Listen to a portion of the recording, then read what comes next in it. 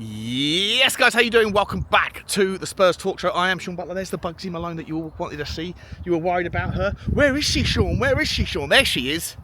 There, I know, she's your favourite. She knows it too. She's saying hello. I hope you're all happy and healthy doing the things you love, guys. For those you love to do them with, please do me a favour. Smash the like button for me if you enjoy the content. Hit the subscribe if you haven't already. Hit the notification bell and drop a comment or two. Let me know your thoughts on today's topics. And we've got a couple of transfer news, views and clues. It's early in the season, isn't it, for a couple of little name drops to be popping around. We've still got a couple of months to go until January, when the next opportunity shall present itself for Tottenham to improve their squad. And one of those names that we're going to talk about is actually quite spicy. I'm not sure it will happen. I'd be very surprised if it would happen, but the stories are out there that Liverpool and Tottenham are going to go head to head for a player we were looking at initially in the summer. And that is, of course, Mr. Araujo from Barcelona. Centre-back, right-footed centre-back, absolute beast. If you saw him against Newcastle, you can see how impressive he is in big games, how much of a stature that man has. He's a brilliant ability to read the game. He's versatile as well, can play on either side of the centre-back relationship, although he is better on the right, and he can play as a right back as well. Now, rumours were that he was unhappy, or that Barcelona were trying to get rid during the summer. But then, eventually, he was put back, I believe, put back into the leadership team at Barcelona. And consequently, by the way, I apologise if the filter pop thing isn't working. I couldn't find my mic this morning, so I'm going to try and get out of the wind. But the rumours are that he's still wanted by Premier League clubs, and that Tottenham and Liverpool are going to go toe-to-toe for it. I mean, I don't see it happening on a number of levels. First of all, if he's going to pick a team, if he was surplus to requirement to Barcelona, and he did want to come to the Premier League, and there was a long list of teams that were looking at him seriously, you'd imagine that they'd all be the very biggest teams. And of the teams that he would want to go to, he would want to go to the biggest teams. Now, Liverpool, of course, are facing the inevitability right now of losing Ibrahim Konate in the next year for free. Looks like he's going to sign a pre-contract in January with Real Madrid. So they will be needing to replace him. Now, of course, they're looking at Mark Gallagher as one such option, and we're not sure what's happening with his contract extension yet. It could look like Liverpool lose Konate for a freebie, and then obviously buy Mark Gallagher for a freebie. There's also rumours that Real Madrid are looking to tempt both Gallagher and Konate to go to Real Madrid, both on free transfers. Now, imagine Real Madrid, the biggest club in the world, being able to get the biggest two names in defensive transfer sort of hot takes, if you like, to go to them technically on free transfers. Of course, as we always say on this channel, no such thing as a free lunch. You know, if someone's getting paid, it just might not be the selling club or the losing club. So expect about, 25 million quid's worth of signing fees and God knows how much in salaries and kickers and all those things. But in a world where Barcelona were to lose or were to let go of Araujo, which again I find it a stretch given that they sort of resolved whatever those issues were, and I believe he's been put back into the leadership group, and I still don't think he would come to Tottenham. And the third part of that whole story is, are Tottenham really looking for another centre-back that can play on the right-hand side when you already have Romero, Danso, Dragusin? I'm still not sure what side Kota Takai plays on. I'm not sure if he's a left-sided or a right-sided. I've somewhat forgotten that he's a part of the squad, if I'm entirely honest. But he's back. He's getting back into training now, and we should be able to see some minutes from him, hopefully this side of 2026. Either way, I spent a long time talking about this particular story. I don't buy it. I don't think it's going to happen. So we shall move on. But if it was to happen, last thing I'll say, if it was to happen, what a player he is. And the only other consideration, as I've said to you a couple of times now on the various streams I've done since Saturday, is that I think there is an argument with regards Tottenham's pursuit of a defender. If you're looking for one, then obviously versatility, someone that can be on the left side of defence to compete and to be there as not too much of a drop-off in a world where you were to lose Micky van der Ven to injury. And obviously if you could go and get a left back at the same time, then you would be doubling up on versatility, but you would need that player to be left-footed, left-sided. Because that's the problem with Jed Spence, is that whilst he's wonderful at doing his one-on-one take-ons defensively, his ability to show just enough room to convince someone to take them onto the strongest side, which happens to be his strongest side, and which is why he's put so many top players into his penitentiary.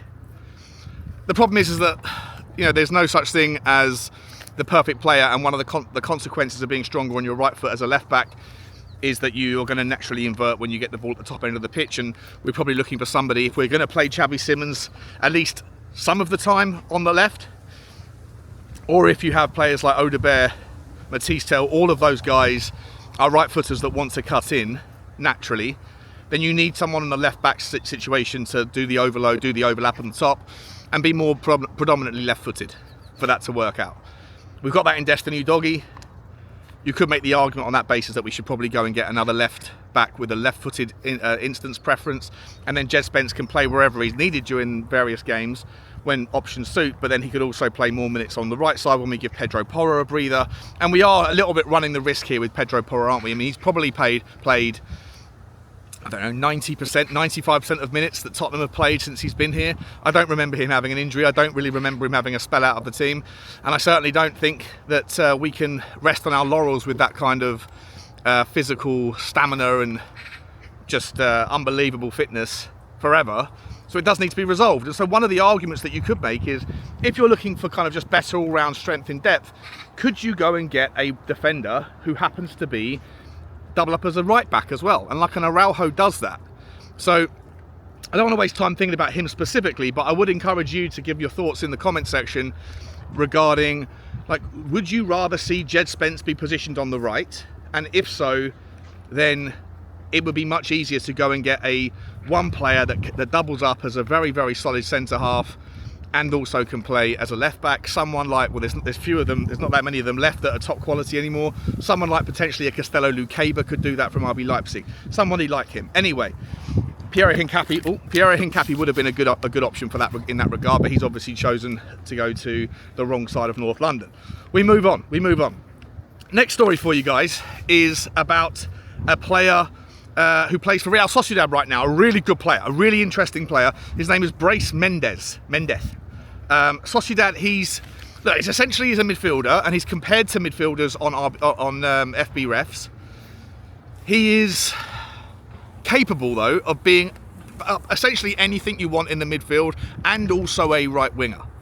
He's a left-footed player, very, very talented, amazing at scoring goals. His touches in the penalty box, his passes into the penalty box, his creative actions, his shot creating actions, his goal creating actions, his output himself, and his input into other people's plays for Real Sociedad over the last couple of years have been sensational. Really, really impressive player. Flies under the radar a little bit, if I'm entirely honest, around European football. Not many people talk about him in the same sort of echelons as other players that do similar things. But I do really like him. I really do like him. And Tottenham apparently have been linked with him this morning and over the weekend. And look, I think it depends on what you're looking for and what Thomas Frank really wants. He's obviously said he's not going to settle for anybody. He wants the right sort of players. Why this guy would be the right sort of player, I'm not sure it's anywhere near the top of the priority list to go and get another sort of 8/10/ right winger who comes in off the left-hand side. Unless you're going to have some massive clear out next summer with regarding 2 or 3 of the options that we currently have, like a Brennan Johnson, who seems to be a little bit down in the pecking order right now, like a Mathys Tel, but that would be a surprising one because we've literally just signed him, or maybe an Udogie, someone else, I'm not entirely sure. But either way, this guy Brais Mendes, very talented player. He's going to cost you somewhere around 30 million euros, 35 million euros, so he's not at the top end of the market. He's 27, 28 years old. Obviously, at that stage, Daniel Levy's out of the way now, right? So do those sorts of signings, are they still problematic for Tottenham? Because Daniel Levy apparently was the guy that was pushing this narrative around resale value and trying to get ahead of the curve with all of the other clubs that have also pushed towards, over-egging the pudding in the valuation metrics of 20-year-olds and 19-year-olds and 21-year-olds, yada, yada, yada.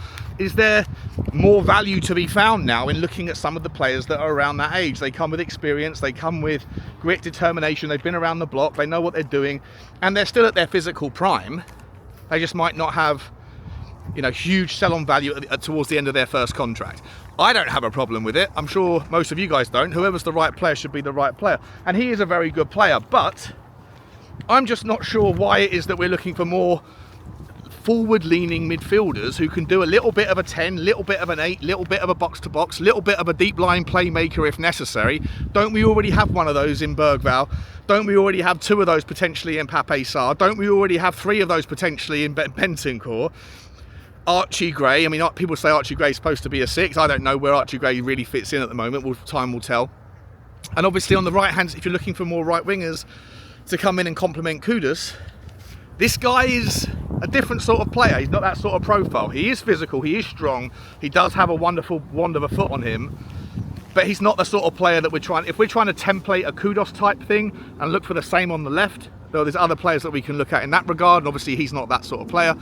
If we're looking for more grit and determination and more feistiness and more attacking output from the 8 that can also handle the hustle and bustle and the physicality of the Premier League, well then, again, that's fine if that's what we want. And I think there is an argument to say, and I've been saying it recently, I know other people that I've been sharing the screen with have been saying the same thing, that whilst the competition for places in the 8 is very, very good right now, there's, in my opinion, not a huge amount of difference between a Bentancur, a Sarr or a Berghvall. I think they all stake a claim to play, but there isn't a standout champion among them yet. Berghvall clearly has a huge ceiling, and by the way, on that note, don't let me drift off the point too much, guys, but there is an article out today from I forget where it's from, but either way, that they were quoting ex-Brentford manager Martin Allen, ex-Premier League player as well, who was talking about Lucas Berghvall, and he was comparing him to Declan Rice at the same age,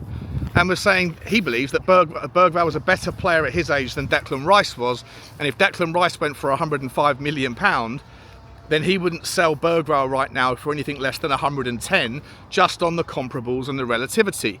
And look, I mean, sounds wild when you think of it, but actually, I mean, is it that far off? Like, you have got one of the greatest midfield talents with one of the highest ceilings in the Premier League. He's obviously rough, he's raw, he's uncut, he's got, you know, bags and bags of potential, and when he's on, he's firing, he's fantastic. I mean, some of the things he did in that second half against Brighton were fantastic. Getting the ball forward, but also in the middle of the park. I remember he made 3 sliding tackles in the space of about 10 seconds to win the ball back shortly before we scored our second goal. Phenomenal stuff. But he's also reckless at times. He does run around like a headless chicken. And Thomas Frank absolutely hit the nail on the head when he said, you know, he needs to calm down a little bit, because, you know, too much of that enthusiasm can essentially get you in trouble and can cause just confusion amongst your teammates. It can pull people out of positions trying to cover up for the areas that you should be in that you've not because you've gone wandering, yada yada yada. So there's so much more to come from him, and it's not so much like, it's a brilliant headache to have, to ask someone to calm down and not someone to ante up, to kind of fix up and level up and show more ambition, show more effort.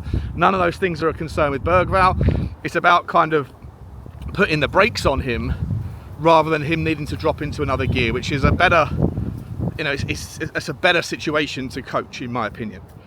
Anyway, my point being about Brais Mendes, or anyone like him, is if you're looking for that sort of player, fair enough, there's others out there, but is Brais Mendes, is he going to be the difference? And if so, are you really going to bring him into a spot where you've already got 5 or 6 players that are competing for the same position? If so, you're going to need a massive clear out again in the summer. And I guess it leads you to think, and again, who knows whether the Brais Mendes story is true, I'm just reporting what's out there, but if the story is true that we're looking for someone like him, and by the way, the next story again that won't go away is about Conor Gallagher, which is essentially the same sort of profile, a bit of an everything guy that can just be a little bit better than what we have, then does that mean, and does that explain why it is that potentially Bentancur hasn't been offered a new contract, or they haven't got to that part yet? A lot of people telling me it's going to happen, Bentancur's contract is going to happen, it's going to get done, but I've been hearing that from people since March. It's now September. He's only got 8 months left on his contract. Does he fancy going? Does he fancy moving to somewhere sunnier climes, maybe a, you know, Spanish-speaking nation? You know, we sort of have a little crack and a little dig at Romero for being here a few years now and not really speaking English yet. I'm pretty sure Bentancur's the same. And so, is that an issue? I'm not sure it's an issue these days. It's such a, you know, all football teams have players that speak so many different languages. There's probably cliques within the group that they spend their time with each other that speak the same language. But I don't know, maybe the fact that he doesn't speak English, maybe it makes his private life a little bit more stressful around London, going out for dinner, all those sorts of things. I don't know, whatever, I'm just speculating. But will he sign a new contract? Why hasn't he signed a new contract? Is there a little bit of is that just a waiting game, like waiting, seeing what happens there? Or is there a likelihood that maybe they'll let him go? And would they let him go for free? It's an interesting one, isn't it? Because he's definitely a valuable player. I think he's valued at 35 million euros on transfer market, despite only having 8 or 9 months left. So we shall see we shall see there. But maybe that's where the kind of 2 and 2 and getting 5 is coming from with these transfer stories. As I say, guys, the other story today is about Conor Gallagher. That story won't go away. I'll be entirely honest, unless there's some need, some desire from Tottenham to move into another transfer, to bring in another homegrown player, then I'm not sure why we would go back after that guy. I mean, he's a good player, don't get me wrong, and he was very good in the Premier League when he played for Palace. I thought he was at his best. At Chelsea, he put in good shifts, but he also frustrated the life out of some Chelsea fans, and he's one of their own as well. But for the same reason, sometimes a lot of headless chicken kind of behaviour, running around, looking busy, but sort of getting in the way, or ineffectual output. And that's a concern, right? I think we already have something like that in Berghvall. Do we just need a slightly older version of him? I'm not sure. I think that there is, given, if you think about how many of the players we were linked with in the summer, how serious some of the transfer rumours were with certain players, what was the common theme? Well, there was certainly a need for a sort of an 8 that was aggressive. But there was also a need for an English player, wasn't there? Or a homegrown player, at least I should say. And that, to me, does tell a tale. So maybe that's where the Conor Gallagher story keeps coming back from. The fact that Gibbs White was top of our list, the fact that Eze was on the list, the fact that other players as well that we were looking at were also of that vein. I just wonder whether or not Tottenham are looking at our numbers and thinking could do with an extra homegrown number, because our Champions League squad will look thin because we don't have any club trained, association trained players really, apart from Austin. And so a couple of injuries to bad players, and we won't be able to field anything like a full strength squad to pick from. So maybe that's part of the plan there. But Conor Gallagher, for me, look, I rate him, I like him, I don't mind it, whatever Thomas Frank wants. I trust Thomas Frank. I said this yesterday.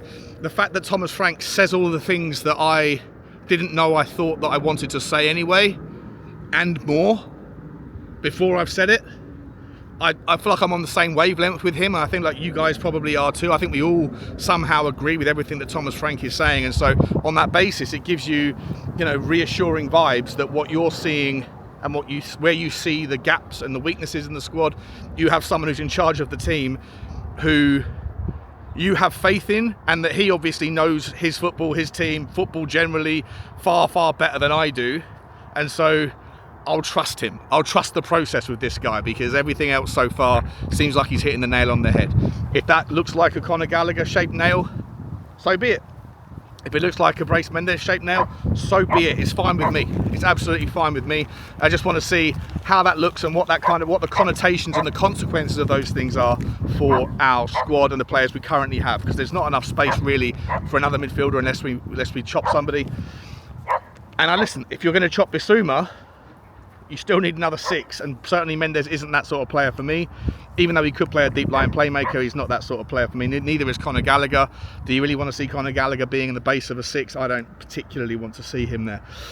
Let's move on, guys, to... so I've done Araujo, I've done Conor Gallagher, I've done Brais Mendes. Another quick story for you is a player called Ruben Vargas. He's 27 years old. Pete O'Rourke talks about him. He plays for Seville, and he's a left winger. Be honest, not interested in him. If you go and look at his highlight reel, he looks very good. He looks like he's fast player, runs past people, quite tricky, and he's got a couple of shots that look great. But actually, if you go and run him through the Y-Scout tool, the highlight reel is just about the highlight reel. You won't find like 25-minute long highlight reels, because there really isn't that many highlights. I'm not a massive fan of him. He's a good player, but he's not a great player. Certainly don't think that he's the name for me to be filling on the left wing spot. Let me know your thoughts.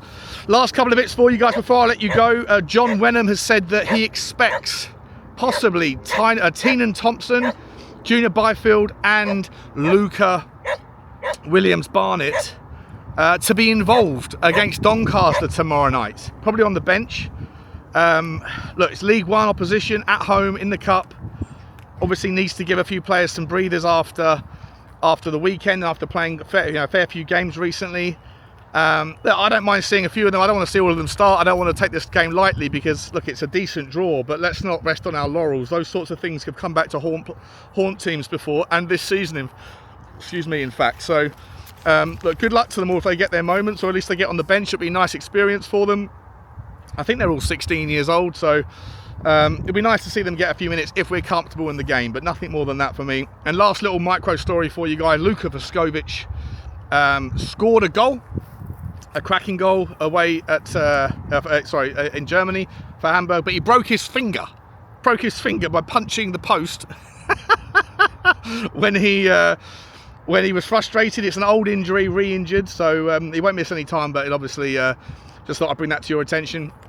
There's some other great goals from our loanees this weekend as well. Alfie Devine scored an absolute banger. Is that for Preston? I think it was for Preston. Absolute banger against Derby in the Championship.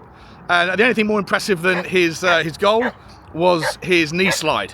It went on for about 7 or 8 seconds, just carried on sliding. So fair play to him. Fair play to the under-21s. I say, I think Williams Barnett scored another hat-trick again from the 10 spot for Tottenham under-21. So all looking good with the youth. But we'll leave it there, guys. Let me know your thoughts. Like, subscribe and comment. I'll see you later on for a live stream. Bugsy! Shut up! Sorry, guys. Take care. As always, come on, Spurs.